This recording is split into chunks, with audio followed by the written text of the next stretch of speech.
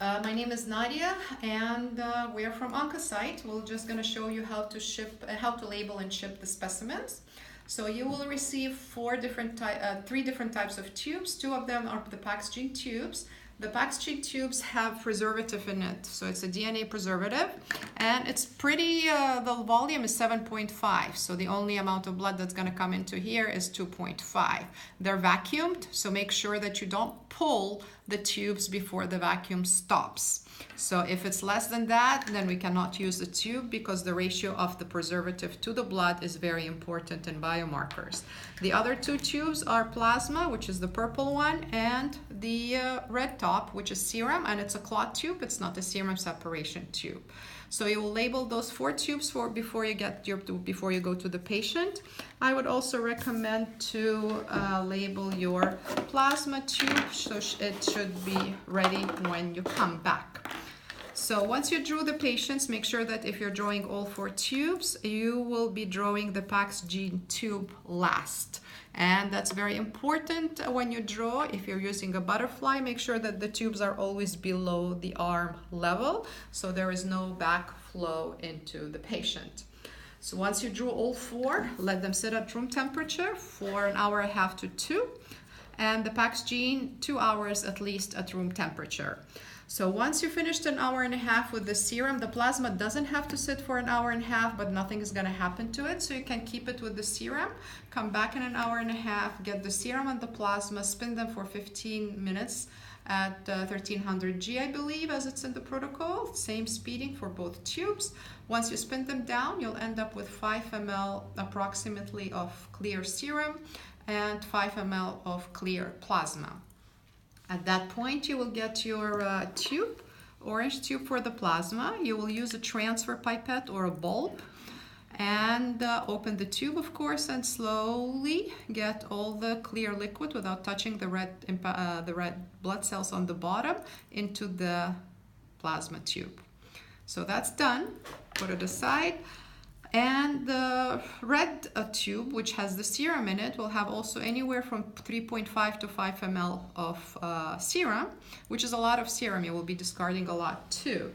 And for the serum, you will label the small tubes. The tubes that you will be labeling called EpiTubes. They come in a bag like this. So once you get the bags, you will need 9 per patient. Usually that's how much you can get, sometimes less, but not more. So you will peel one of these stickers, barcodes. Make sure when you label that the site ID and the patient ID are visible. So start with ONC and then roll it around. This way the site ID and the patient ID is clearly visible on the tube. Okay?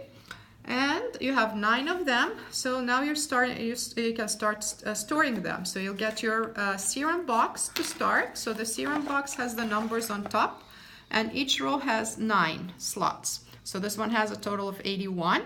This is good for 9 patients, as you will be using 1 row per patient. You will start with 1 from the top,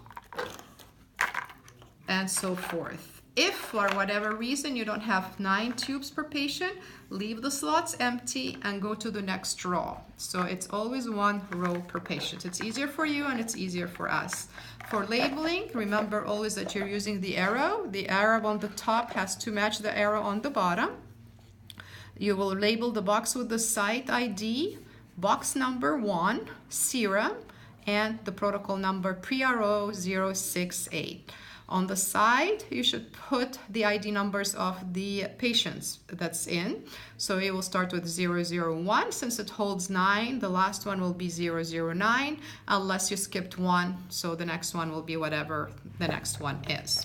So you'll be filling those serum boxes much faster than anything else. The next one is the plasma box, and the plasma box also you'll have to make the arrows yourself. So you will label the box as such, where you have an arrow on the top, on the lid, and an arrow on the bottom, and they should match as well. You will label the box with the site number, site ID, box number, plasma, and the PRO or the protocol number. The same thing on the top, the same thing on the bottom. On the side, you'll put the sample ID starting with 1. So the first one will go here. And there are 1, 2, 3, 4, 5, 6 slots per row. So 6 times 6 is 36. So this box will hold 36 patients. So you will not be shipping us anything anytime soon. You'll have to have a full box of plasma before you ship it in. So 36 patients, the box doesn't close all the way.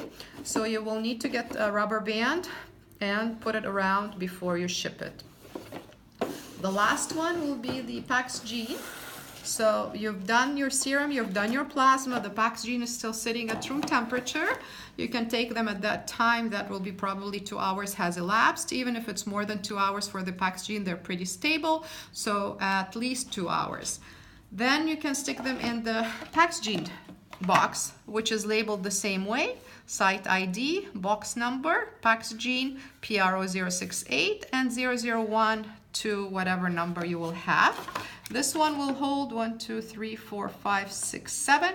So this one 7 by 7 hold 49, but we, just for the sake of making things easier, never put one tube in and another tube in another box. So you always, the maximum you can have here is 48 tubes. So they're always even. So the labeling on the top is the same. Make sure that the arrows match. And we probably will ask you to send these PAXgene before other tubes, because this is what we use for our study and our validation. For shipping those, we will ask you to ship once you have a few samples in. If you have 6 or less samples, because you have 2 per patient, so you can use the small canister that we will send you. You will put the tube into the sleeve as such. Roll all the sleeve in and then stick it into the canister. The canister will go into a styrofoam box that we will send you with all the labels and everything. The styrofoam is in a cardboard box. You're going to send with this the shipping log as well as the requisition forms. Make sure that you put them in a Ziploc bag, not inside the styrofoam, but on the top, so they're not touching the dry ice. You will need to get 15 to 20 pounds of ice per shipment, per box. If we receive the samples thawed, we cannot use them. That's a screen fail. So make sure that there's plenty of ice. If you accumulated, let's say 20 tubes or less, you don't want to send the whole box, half of it is empty, then you will use a big canister. You will get a few of these, 4 at least. You can roll them all in and then just put them into the canister.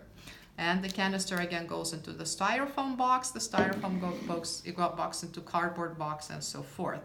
If you have more than 20, of course you're going to be shipping the entire box, but it's not going to be full. For that reason, you're just going to have to get some paper towel and just put them in the box in a way that so these tubes are not rolling in and out upon shipment. So just to make sure that these tubes are securely in place, such as this. I put the tubes in because I don't have paper towel, but so they're not rolling in and out. And that's it. If you have any questions, please let us know. My phone number is 650-888-0338. And you can also email Orlina for any questions or if you need any supplies. You will not be shipping anything anytime soon. Everything is batch shipped, so you're not going to be shipping one sample at a time. Thank you for your attention.